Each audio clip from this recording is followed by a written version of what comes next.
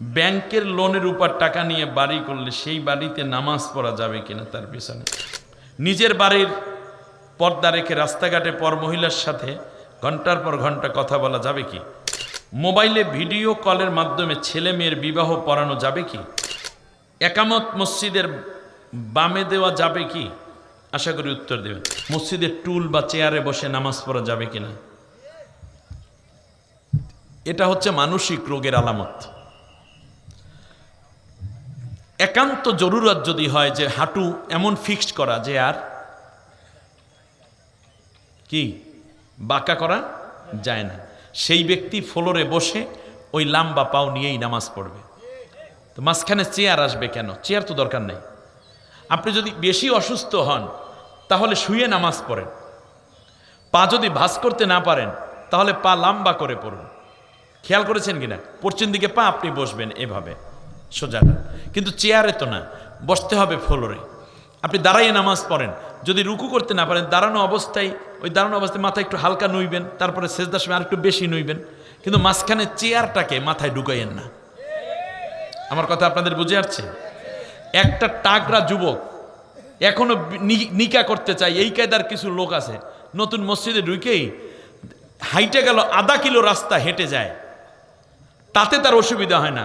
10-20 KG ওজন মাছ গোস্ত সবজি নিয়ে বাজার কইরা নিয়ে আসে বুইরা বেটা, হ্যাঁ, এরপরে বাইয়া 5 তলা উপরে ওঠে, অজু টুজু কইরে এসে মসজিদ যাই প্রথমে চেয়ারের উপর বসে নামাজ। আল্লাহ, এটা ভণ্ডামি ছাড়া আর কি? হ্যাঁ, এখানে বলাই আছে আপনি যদি দাঁড়াইয়া নামাজ না পড়েন তাহলে কি, পড়তে না পারলে কি অবস্থায়? বসা অবস্থায় না পারলে কি শোয়া অবস্থায়। মাঝখানে তো নবী চেয়ার দেন নাই, মাঝখানে তো চেয়ার নাই। মাতব্বরিগিরি দেখায় এলাকার লিডার, শিল্পপতি, হাজী সাহেব, কোমরে ব্যথা হলে আপনি শুয়ে পড়েন নামাজের জন্য।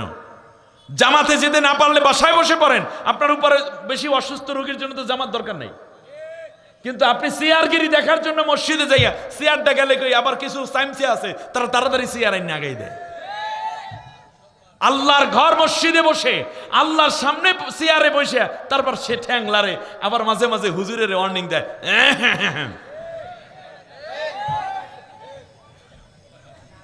চেয়ার বাদ, বলেন চেয়ার বাদ, নামাজ হবে না। নামাজ দাঁড়িয়ে পড়া ফরজ।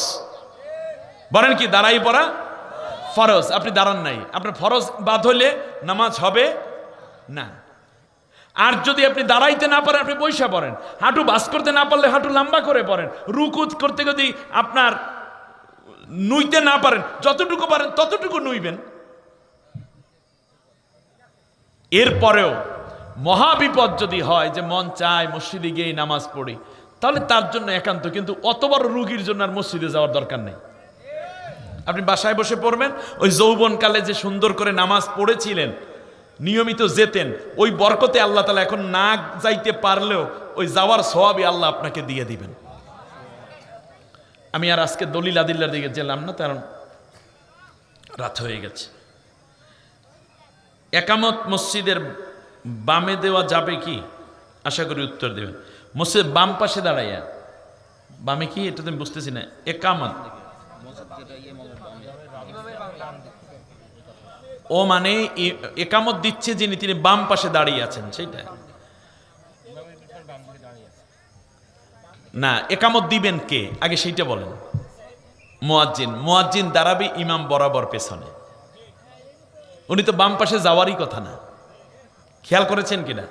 কারণ ইমামের সালাত ফৌত হয়ে গেলে মুয়াজ্জিন উঠে ইমামের দায়িত্ব পালন করবেন। অতএব ইমামের বরাবর পেছনে তিনি একামত দিবেন, ডান এবং বাম এটা কোনো দিকেই যাওয়ার দরকার হবে না আপনার। তবে হ্যাঁ, যদি এরকম হয়ে পড়ে যে ডান পাশে লোকজন আগে দাঁড়িয়ে গেছে, উনি একটু বাইরে ছিল, কোনো কারণে এরকম অজুহাত হইতে পারে না কোনো সময়, তাহলে যেখানে আছে সেখানে দাঁড়াই একামত দিলেই একামত হয়ে যাবে, তাতে কোনো অসুবিধা নেই।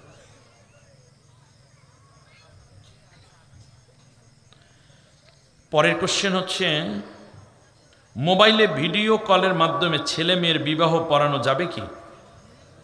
সে নিজের মেয়ের বিবাহ পড়াচ্ছেন টাকা লোভে। না, মোবাইলের মধ্যে তো বিয়ে হয় না। মোবাইলের মধ্যে বিয়ে হয়ে লাভটা কি? মনে করেন ছেলে থাকে আমেরিকা, মেয়ে বাংলাদেশে, মোবাইলে বিয়ে হয়েছে, এই বিয়ের লাভটা কি? বিয়ে মানে তো হচ্ছে জাউজুন, মুতাজাউইজুন, অথবা পরস্পরে দেখা হওয়া, একে অন্যকে দেখবে, বুঝবে, বিয়ের মজলিস হবে যেখানে মানুষেরা উপস্থিত থাকবে। বিয়ে হওয়ার পর স্বামী যাবে স্ত্রীর কাছে, স্ত্রী থাকবে স্বামীর কাছে, এটাই তো নিয়ম নাকি? তাই মোবাইলের মধ্যে কি পায় তারা? মানে এইরকম না, অপেক্ষা করেন ছেলে আসুক তারপর বিয়ে হবে, সর্বোচ্চ এটা হতে পারে উভয় পক্ষ সম্মতিক্রমে ওয়েট করতে হবে, সেটা যেন লং টাইম না হয়। এখন 2 বছর পর ছেলে আসবে, আজকে বিয়ে হইল, তো মোবাইলের মধ্যে কি হইল? মোবাইলের মধ্যে ফায়সা কথা হবে, মোবাইলের মধ্যে একজন কানাঘুষা চলতে থাকবে এবং এর মাধ্যমে মূলত গুনাহ হওয়ার আশঙ্কাটা বেড়ে যাবে। সুতরাং উপস্থিত একটি মজলিস থাকতে হবে। বিয়ের 3টা শর্ত: এজাব কবুল, মোহরানা এবং উপস্থিত সাক্ষী। এখন দেখেন উপস্থিত সাক্ষী তো নাই মোবাইলের মধ্যে, তো আমি পাইলে এখন 1 লক্ষ মানুষ সাক্ষী রেখেও বিয়ে একটা করা যায়, এটা কি জায়েজ হবে নাকি? এর মধ্যে একজনও কি মানুষ না ছবি? মানুষের যা আছে মোবাইলের মধ্যে, এটা মানুষ না ছবি? মানুষের ছবি। সুতরাং বুঝতে হবে যে বিবাহ হতে হবে, কাছাকাছি আসবে এবং পরে যদি বিয়ের হয় প্রয়োজনে অপেক্ষা করো, অপেক্ষা না করে তার চেয়ে ভালো পাত্র পেলে বিয়ে দিয়ে দেবেন। নিজের বাড়ির পর্দা রেখে রাস্তাঘাটে পর মহিলার সাথে ঘন্টার পর ঘন্টা কথা বলা যাবে কি? এ তো আপনিই জানেন, আমার কি প্রশ্ন করার কি দরকার আছে? হ্যাঁ,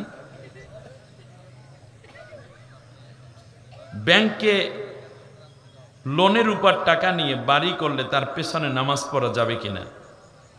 সে কলেজে 40,000 টাকা বেতন পায়। ওরে আল্লাহ, খুব জটিল প্রশ্ন। ব্যাংকের লোনের উপর টাকা নিয়ে বাড়ি করলে সেই বাড়িতে নামাজ পড়া যাবে কিনা তার পিছনে? এমন কোনো ইমাম যিনি ব্যাংক থেকে লোন এনেছেন সুদী ব্যাংকের উপরে, তাই না? তারপরে উনি ইমামতিও করেন, মনে না?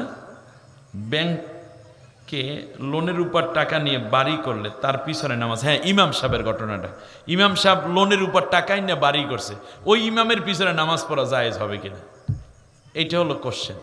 এর মানে ইমামের আর শান্তিতে থাকতে দেয় নেই। উনি কোন ব্যাংক থেকে টাকা আনছে সেই টাকা, এবং সে কলেজে 40,000 টাকা বেতনও পায়, এ খবরও এই ভাইয়ের কাছে আছে। এর মানে ইমামের আর শান্তিতে থাকতে দেয় নেই এই জাতি। অথচ 62,000 কোটি টাকা সালমান এফ রহমান বিদেশে পাচার করছে, এই খবর কিন্তু আমরা আগে কেউ জানতামই না।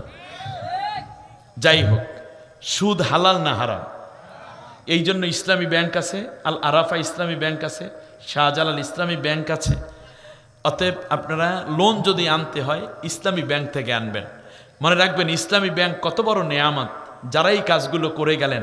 ইসলামী ব্যাংক আছে বলে সুদমুক্ত একটি ব্যাংকিং ব্যবস্থা আমরা পেয়েছি। আমাদের দেশে কিছু মোল্লারা এখনো বলে যে সুদ আবার ব্যাংক আবার ইসলামী হয় কিনা। এই যে কি মানে শিশু দুধ খায়, ফিডার খায় সে, হ্যাঁ, কয় হালাল মানে ইসলামী মত বলতে কিছু আছে নাকি? আপনি ইসলামী ব্যাংক সম্বন্ধে মন্তব্য করার আগে ইসলামী ব্যাংকিং সম্বন্ধে, ইসলামী অর্থ ব্যবস্থা সম্বন্ধে আপনার জানা উচিত। এখানে শরিয়া কাউন্সিল আছে। অতএব এইরকম উদ্ভট কথা নয়, বরং আপনি ইসলামী ব্যাংক মূলত যে লোন দেয় সিস্টেম অনুযায়ী। তবে এরপরও আমি বলবো, একটি রাষ্ট্র যতক্ষণ পর্যন্ত ইসলামী না হয় ততক্ষণ পর্যন্ত ইসলামী পূর্ণ কোনো ব্যবস্থাই কায়েম করা সম্ভব হয় না। এই প্রশ্ন করাই লাগতো না যদি আজকে ইসলামী রাষ্ট্র হইতো। তার কারণ ইসলামী ব্যাংক হইলে, ইসলামী রাষ্ট্র হলে বাংলাদেশ ব্যাংক হতো কি, এটা কি ব্যাংক হতো? ওটাও ইসলামী ভাবধারায় চলতো। সুতরাং কোনো সুদ পাওয়াই যেত না। আল্লাহু আকবার খান। অতএব আগামীতে ইসলামী ব্যাংক, ইসলামী রাষ্ট্র কায়েমের মাধ্যমে আমরা সব জায়গায় ইসলামী পরিবেশ দেখতে চাই। ব্যাংকে, বাজারে, গাড়িতে, হালহালুটিতে, ব্যবসায়, বাণিজ্যে, সংসদে, সেক্রেটারি, সব জায়গায় থাকবে ইসলামের বাস্তব চেহারা। আল্লাহ আমাদের সবাইকে কবুল করুন। তবে উনি যদি অনন্যপায় হয়ে এই ব্যাংক ঋণ আনেন সেটা আলাদা কথা। আর যদি উনি সুদের উপর আনেন তাহলে ভাইকে সাবধানে বলা যে হুজুর আপনি যেটা করছেন এটা তো সুদের উপরে টাকা, সুতরাং মুনাফা ভিত্তিক অর্থ আনেন। আর আমাদের মুসল্লিদের উচিত, উনি যদি মনে করেন সুদ আনে হয়তো 5 লাখ টাকা, আমরা 5 মুসল্লি মিলে যদি 5 লাখ টাকা দিয়ে দিতেন 1 লাখ টাকা কইরা, যে ঠিক আছে বাড়িটারি করেন, 2 বছর পর আস্তে আস্তে দিতেন, তাহলে আপনাদের নামাজটাও হইতো, ওনার বাড়িটাও হইতো। কি 100 জন মুসল্লি নামাজ পড়েন, 1 লাখ টাকা ঋণ আনা লাগে, 1000 টাকা করে কর্জে হাসানা দিয়ে দেন বা দিয়ে দেন হুজুরের গিফট করে, তাই তো হয়ে যায় হুজুরের 1 লাখ টাকা। তাহলে আর মশলাও বলা লাগে না, নামাজও নষ্ট হয় না, ওনার চাকরিটাও নষ্ট হয় না, ঠিক না? অতএব আসুন না সবাই কোঅপারেটিভ হই।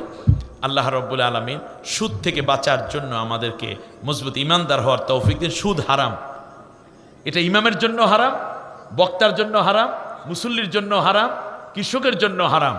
কিন্তু আজকে সুদ ছাড়া কি পরিবেশ আছে?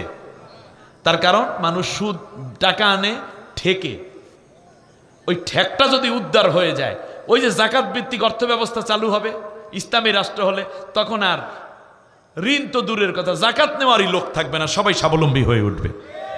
আল্লাহ তুমি সেই তৌফিক আমাদেরকে দান করো।